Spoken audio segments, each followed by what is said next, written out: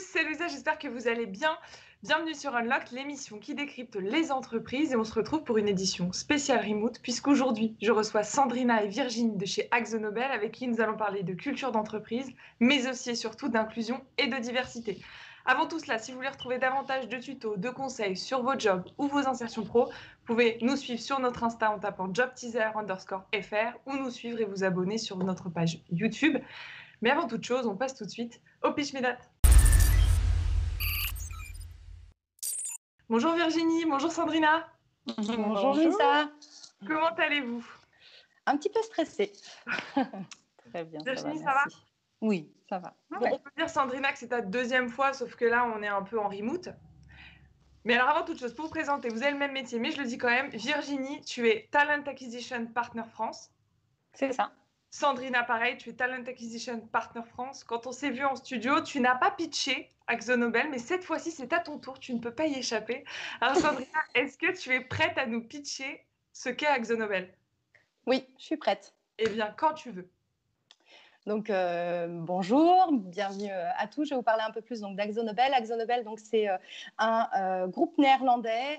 Nous sommes implantés dans plus de 150 pays, à peu près, un peu plus en tout cas de 34 000 collaborateurs à travers le monde.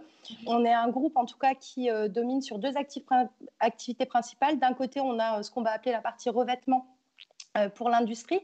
Donc, on va fournir de la peinture et des revêtements pour les bateaux, pour l'automobile, pour l'aéronautique.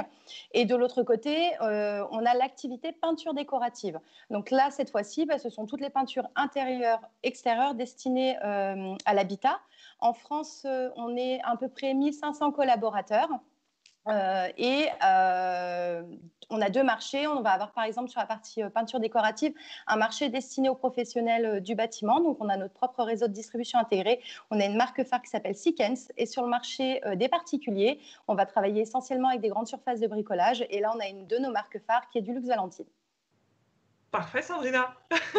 Je disais plutôt tout à l'heure, aujourd'hui, on va parler d'inclusion et de diversité, mais vous allez aussi nous dire comment se passe l'intégration pour un étudiant ou un jeune diplômé qui intègre AkzoNobel, comment est-ce que vous luttez contre les discriminations et surtout, comment les collaborateurs participent à cette inclusion et cette diversité. Et pour ça, on va tout de suite passer à J'irai bosser chez vous.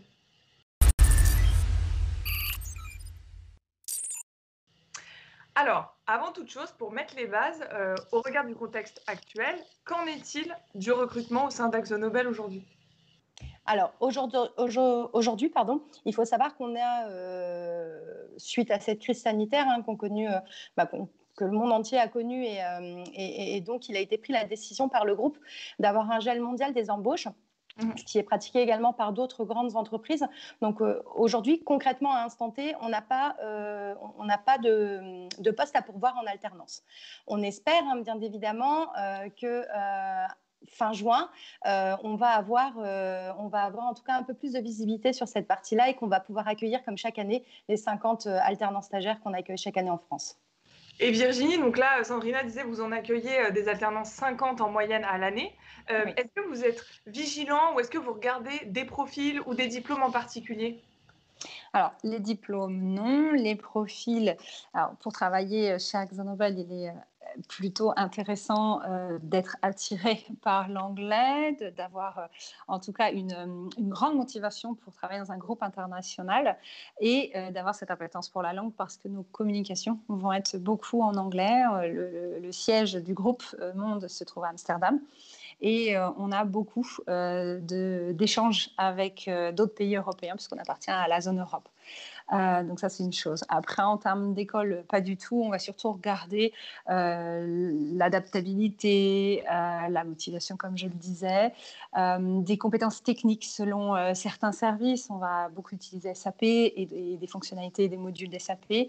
On va avoir des besoins spécifiques selon les services, le marketing ou d'autres services dans lesquels on va accueillir des alternants. Et vous recrutez à la fois en école, mais aussi en université? Oui, vraiment. Je vais rebondir sur ce que disait Virginie. Aujourd'hui, il est vrai que en fonction des postes, on va avoir besoin de certains prérequis. Ouais. Mais il est vrai que nous, on ne recherche pas une école, on recherche un profil, un savoir-être, un savoir-faire. Et alors, vous recrutez à partir de quel niveau d'études?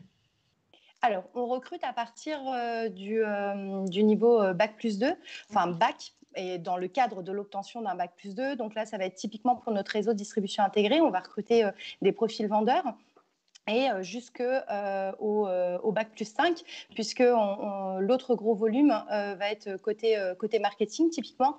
Et là, oui, on est plutôt sur des profils bac+4, bac+5.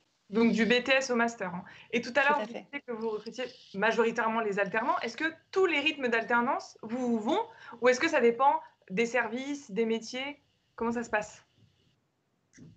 On est plutôt ouvert à différents rythmes en fait. On va beaucoup s'adapter à la demande du manager et aux besoins du service. C'est vrai que sur nos magasins Sequence Solutions, on va être plutôt sur du 2 jours, 3 jours sur un rythme de BTS, jour pour jour.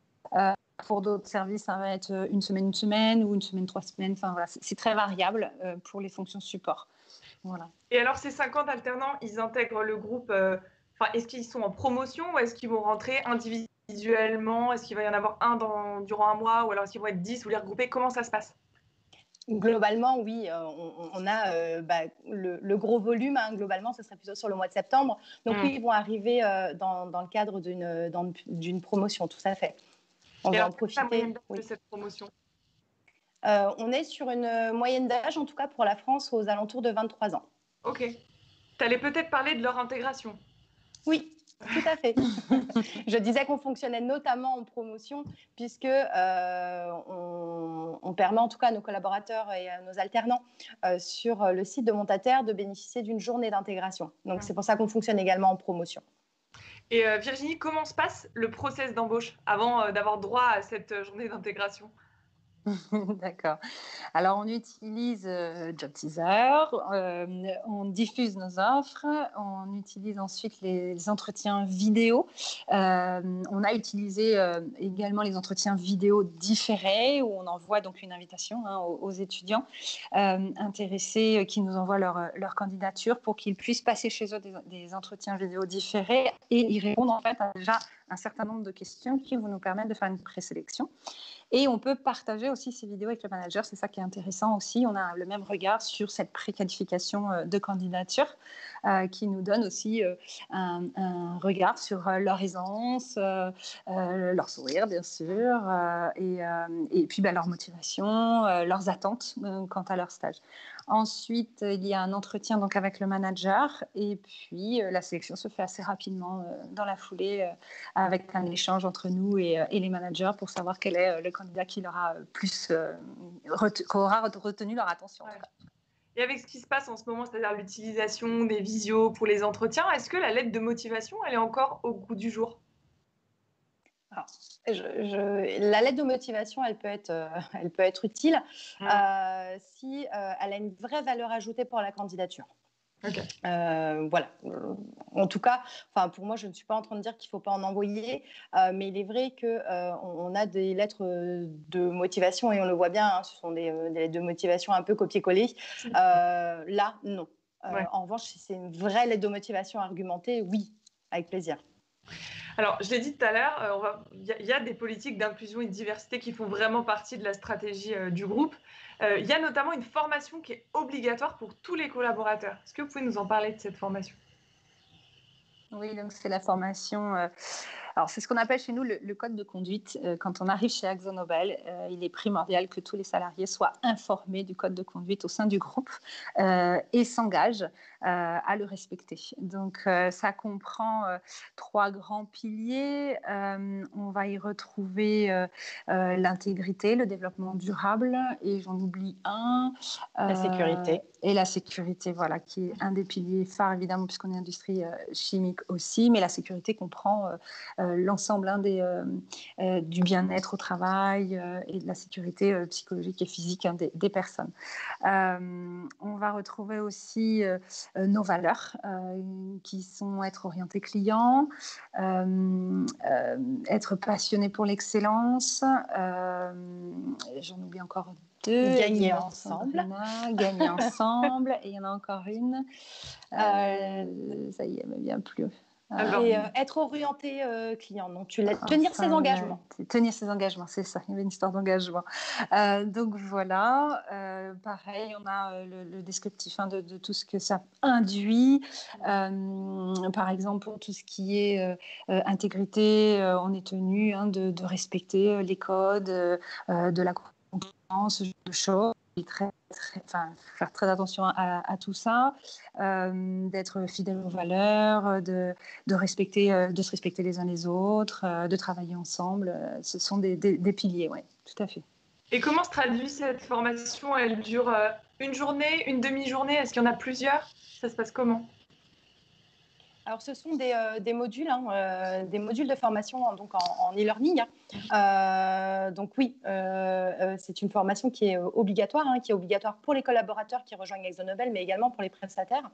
Je tiens à le rajouter. Et donc, ce sont des modules. Et tout au long de la carrière, de toute façon, d'un collaborateur chez AkzoNobel, on est invité. Alors, il peut y avoir des modules e-learning et des formations obligatoires liées à des métiers. Par exemple, Virginie parlait de la non-concurrence. Donc oui, typiquement, ça peut être obligatoire. Et typiquement, cette année, il faut savoir que tous les collaborateurs AkzoNobel ont également fait un module obligatoire sur la diversité et l'inclusion. D'accord. Et vous me disiez aussi, la non-discrimination, ça passe par autre chose? Ça passe par l'âge, le sexe, les nationalités? Comment est-ce que ça se traduit? Alors, au sein du groupe, il y a cette année, deux grands projets phares. Le projet Women Network, qui implique, en tout cas, qui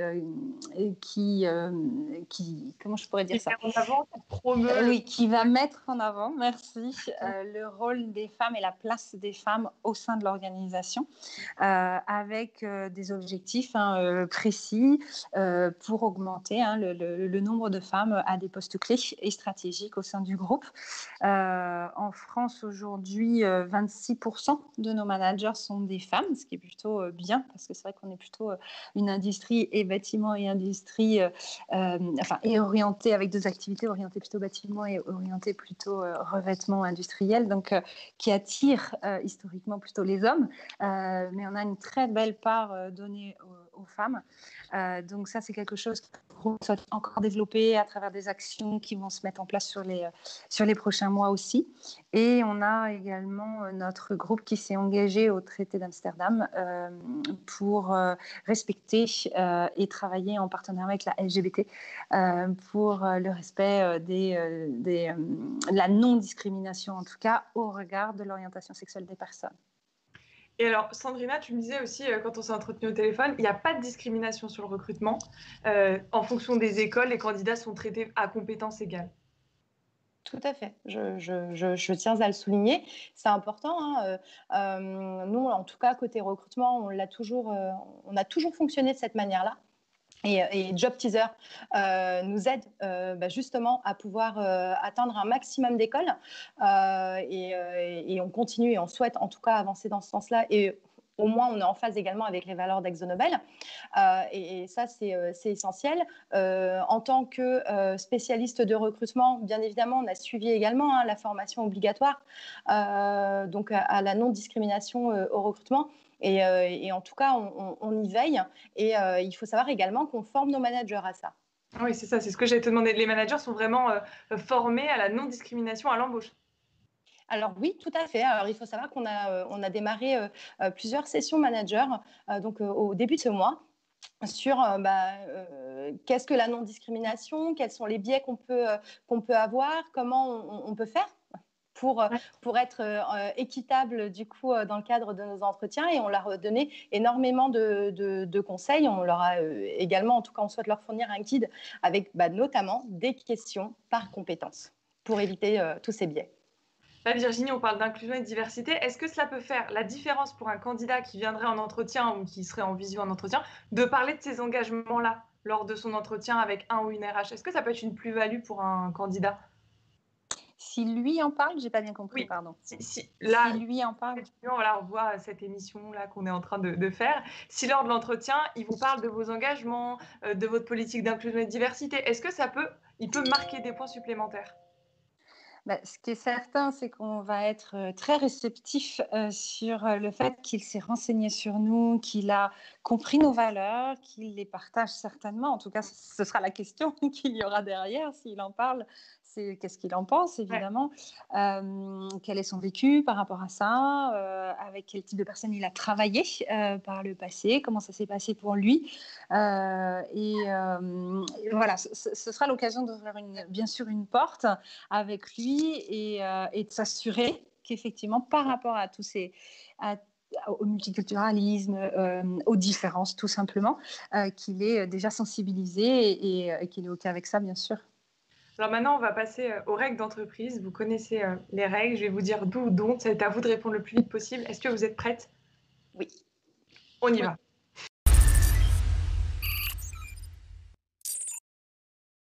Alors, première question. D'où ou dont porter une tenue décontractée au quotidien? D'où? Ça dépend. D'où donc? Ça dépend de la fonction. Ça dépend également qu'est-ce qu'on entend par tenue décontractée. Alors, qu'est-ce qu'une décontractée pour toi au sein d'AkzoNobel? Alors, le jean est toléré. Voilà, et jean basket est toléré. Voilà. Jean basket, voilà. Dans quel service est-ce qu'il faudrait éviter le jean basket? Alors après, quand j'entends, ça dépend du service. Il faut savoir que, par exemple, sur notre réseau de distribution intégrée ou sur nos sites de production, il est vrai que du coup, ils ont une tenue liée à leur fonction. Ils ont également, là pour le coup, les baskets non, tolérance zéro sur la sécurité, parce que du coup, ils ont des chaussures de sécurité. Après, c'est là où j'expliquais en fonction des services. Après, il est vrai que sur les fonctions support, on voit, on croise régulièrement nos collègues ou même nous dans notre quotidien. On est très souvent amené à être en jean et en basket, mais du coup avec une tenue décontractée, mais élégante à la fois. Oui, c'est ça. Et Virginie, en entretien, pareil, tenue décontractée possible? J'ai envie de dire, ça dépend aussi du poste. C'est vrai que par rapport au magasin, on va beaucoup être moins, enfin, on sera beaucoup moins regardant, pardon, en français c'est mieux, beaucoup moins regardant sur la tenue en entretien. Cela étant, c'est l'occasion jamais de faire une bonne première impression. Donc, j'aurais qu'un conseil à donner, c'est faites au mieux. Voilà, faites au mieux en entretien, parce qu'on se souviendra de ça avant tout. Ah oui, il y a des exemples, Sandrina, qui te reviennent en tête. D'où donc tutoyer en entreprise? D'où? En entreprise, oui, on se tutoie tous. Et en entretien? Alors, nous, on ne tutoie pas en entretien. Donc, j'ai envie de dire que si dans d'autres entreprises, le recruteur vous tutoie, potentiellement, vous pouvez vous permettre de tutoyer.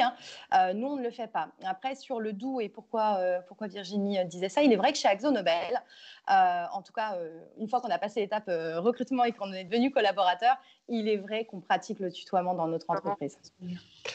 D'où donc dire qu'on ne sait pas durant l'entretien? D'où donc prendre des notes durant l'entretien? D'où Ça fait la différence pour toi, Sandrina? C'est important. C'est pas forcément que ça fait la différence, mais c'est important. Ça permet du coup aux candidats au fur et à mesure de l'entretien, peut-être de se noter des questions qu'il va pouvoir poser alors au fur et à mesure de l'échange ou qu'il pourra poser à l'issue de l'échange. Non, je pense que c'est vraiment important la prise de notes. D'où donc tout connaître de AkzoNobel pour l'entretien? Bon courage. Alors pour toi, Virginie, d'où il faut savoir pour toi. Oula, on va faire chacun son tour. Virginie, pour toi, qu'est-ce qu'il faut savoir au minimum pour l'entretien? D'accord. Alors, AkzoNobel est une grande entreprise, c'est pas toujours évident de tout connaître, et c'est vrai qu'on se rencontre en entretien lors de nos préqualifications téléphoniques notamment, que les gens connaissent parfois certaines marques, une partie de notre activité, mais toute l'activité c'est beaucoup plus difficile. Donc c'est vrai qu'on a toujours des retours de ah oui quand même c'est tout ça. Oui c'est tout ça. AkzoNobel effectivement, on est une grande entreprise, donc c'est pas évident de tout connaître. Ce qu'il est important de faire, c'est justement d'aller au moins chercher quelques informations. Ce sera toujours bien vu, ça montre l'intérêt pour le groupe et puis c'est concret, concrètement. Enfin, dire qu'on est motivé pour venir rejoindre AxoNobel parce que c'est un grand groupe, ça suffira pas. C'est vrai qu'on a besoin de choses plus factuelles. Qu'est-ce que vous savez de nous? Qu'est-ce que vous avez découvert? Qu'est-ce qui vous a particulièrement marqué de ce que vous connaissez de nous? Voilà. C'est ça. Oui, c'est ça, exactement. Pour toi, Sandrina, est-ce qu'ils peuvent venir avec des notes? On n'est pas obligé de retenir toutes les marques, mais est-ce qu'ils peuvent les noter? Est-ce que c'est quelque chose qu'ils peuvent faire? Oui, tout à fait. Ouais. Il est important, hein, on y revenait sur la prise de notes pendant l'entretien, mais c'est important également qu'ils préparent les entretiens. Et donc, ça passe par la recherche d'informations sur l'entreprise. Également, peut-être se préparer des questions à poser en amont. Et ce sera l'opportunité d'en échanger. Également, de cibler peut-être des questions qui seront judicieuses de nous poser à nous en tant qu'RH et des questions qui s'adressent plus aux managers opérationnels. Mais oui, puisque on voit bien à l'entretien, et ce serait dommage de repartir d'un entretien en se disant « Ah mince, j'ai oublié de demander ça ». Oui, c'est ça. Donc, prendre des notes, c'est important. D'où donc travailler son body language. D'où donc envoyer une vidéo de présentation et non pas un CV. D'où envoyer un mail au comité e-bravo. Alors là, c'est une pratique, donc du coup, c'est un programme de reconnaissance chez nous, donc chez AxoNobel France, et d'ailleurs, c'est une initiative française qui du coup est devenue une bonne pratique pour le groupe et qui a été reprise par d'autres pays. Donc oui, et on souhaite qu'on ait un alternant qui rejoigne notre entreprise et qui souhaite donner un e-bravo à un collègue. D'où donc parler négativement de son ancien employeur.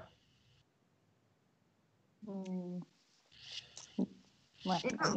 Virginie, toi alors, je dirais plutôt don't. Cela étant, effectivement, si on a vraiment vécu une expérience difficile, lorsque la question sera posée, parce qu'on la pose assez systématiquement en entretien, quelles difficultés avez-vous rencontrées, etc. C'est plutôt comment vous êtes passé à travers cette difficulté, qu'est-ce que vous en avez appris, qu'est-ce que vous en avez retiré.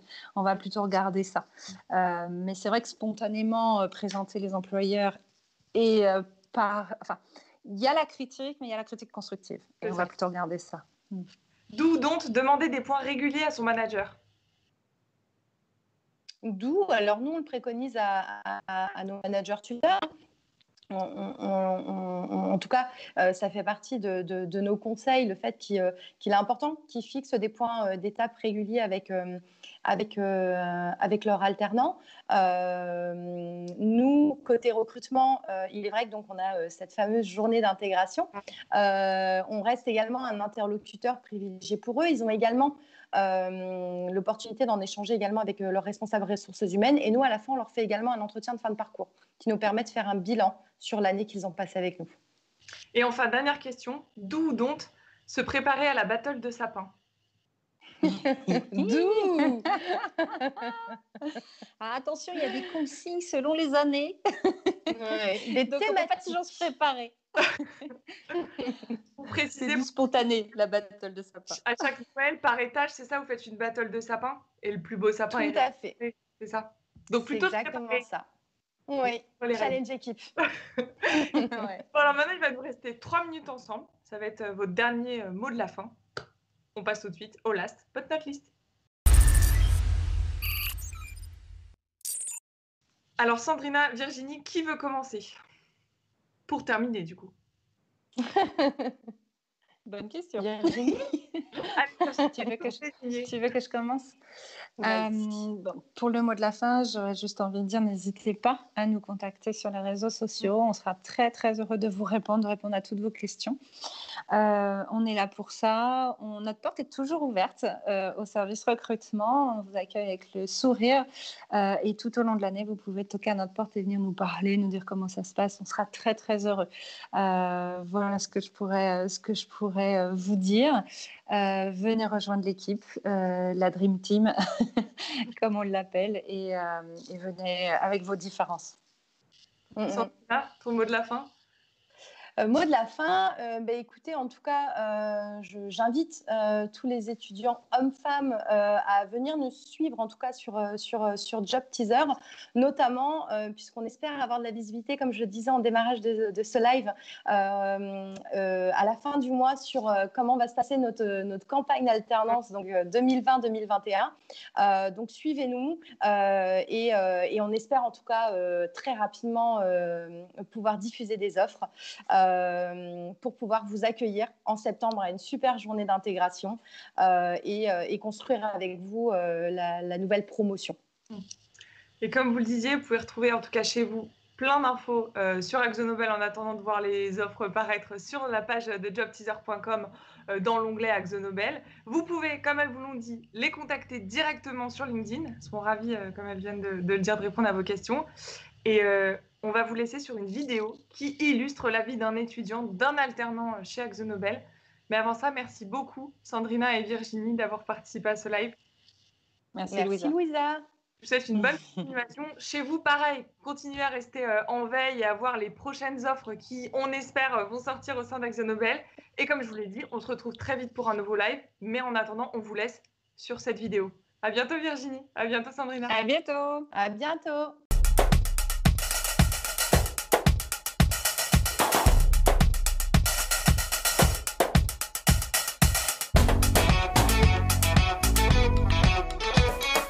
L'alternance chez AxoNobel s'adresse à des profils complètement différents. Par exemple, moi je suis au marketing, mais je travaille avec des personnes du pricing, du merchandising. Il y a vraiment une polyvalence des métiers. Mon intégration au sein de l'entreprise, elle s'est très bien déroulée. On a le service recrutement qui organise des sessions d'intégration spécialement pour les stagiaires et alternants. La journée alternant était très intéressante, j'en tire que du bon. Lors de cette journée, on a eu une présentation de l'entreprise AxoNobel. Ensuite, on a eu un échange entre alternants. L'activité principale de cette journée a été de trouver un nom pour la communauté des alternants avec un petit slogan.